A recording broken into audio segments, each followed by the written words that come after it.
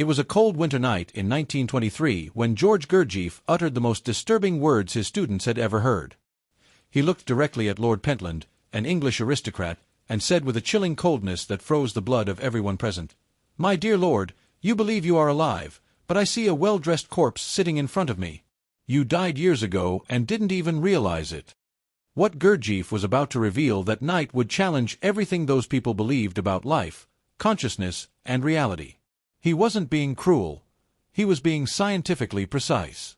99% of human beings, Gurdjieff declared, walk the earth like dead machines, without a real soul, without true essence.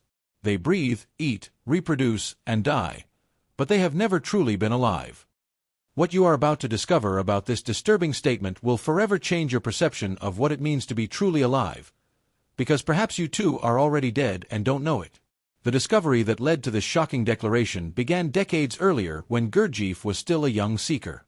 During his journeys through Russia, Turkey, and Europe, he began to observe something disturbing about human behavior. In 1885, at the age of 17, Gurdjieff spent weeks observing people in markets, squares, and churches. What he saw terrified him: human beings operating like perfect automatons, repeating mechanical patterns without ever questioning, without ever being truly present.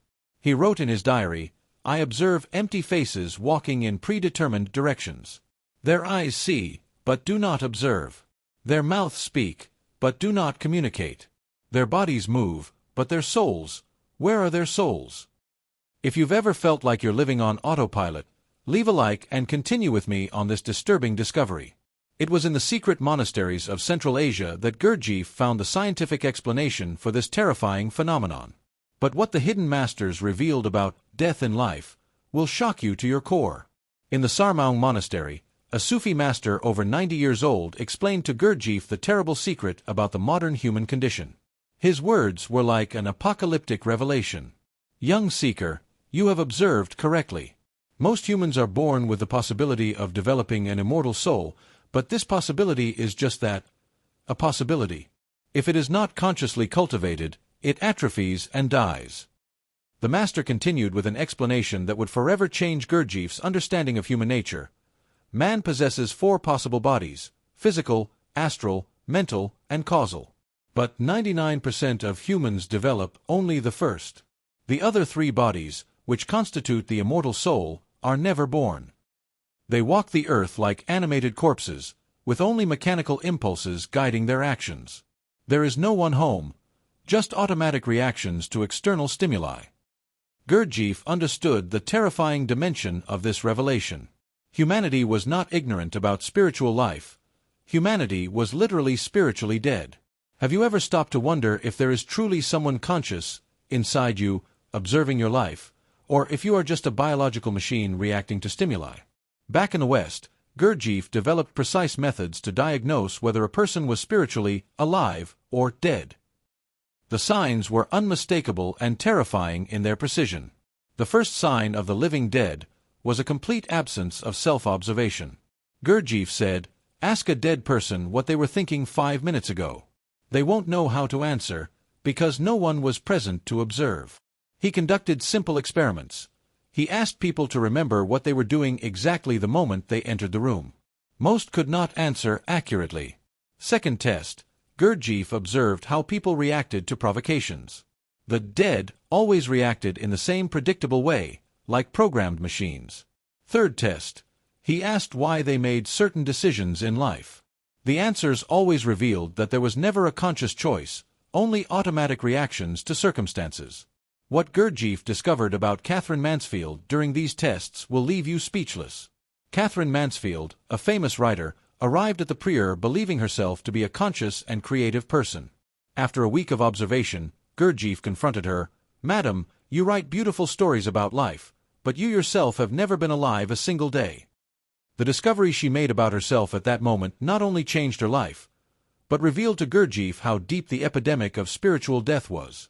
Gurdjieff had identified the precise mechanisms that kept 99% of humanity in a state of spiritual death. It was a perfect system of unconscious slavery. He discovered that the living dead operated through only a small fraction of their centers of consciousness. The intellectual center ran in repetitive circles, The emotional center reacted like a wounded animal, and the motor center functioned on autopilot. First mechanism of death: total identification with thoughts and emotions. The person does not observe their thoughts. They are their thoughts. There is no separate observer. Second mechanism: constant inner considering. All focus is on how others see them, how they feel about situations. There is never enough energy for real self-observation. Third mechanism: state of waking sleep.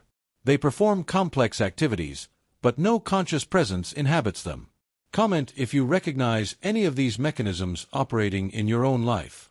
P.D. Ouspensky, after months at the Prieuré, wrote, "I discovered with horror that there is no consistent I in me. Only a succession of mechanical I's reacting to stimuli." Gurdjieff was right. I was dead. Gurdjieff, you live in the illusion that you are one. In reality, you are a disorganized multitude of mechanical impulses. There is no master in the house, just mad servants running in all directions. But Gurdjieff was not a prophet of despair. He had discovered that it was possible to spiritually resurrect.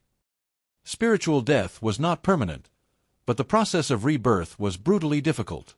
The first step to escaping spiritual death was the most terrifying: recognizing that one was dead.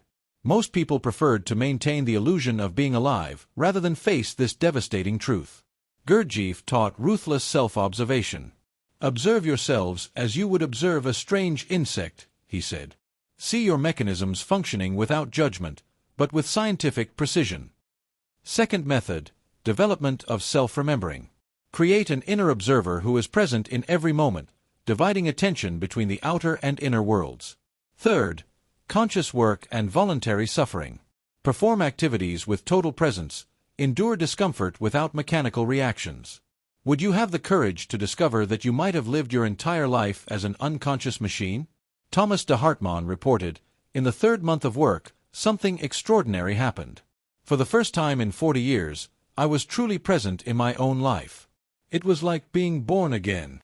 In his later years, Gurdjieff observed the few who had managed to spiritually resurrect. Each had gone through the terrifying experience of discovering they were dead, and then the miraculous experience of being consciously born. The statement about 99% of humanity being dead was not pessimism. It was a precise medical diagnosis. And like any diagnosis, it was the first step towards a cure. If you suspect you might be among the 99%, there is hope. Start with a simple experiment. Try to remain conscious of your breath for just 5 minutes without your mind getting distracted.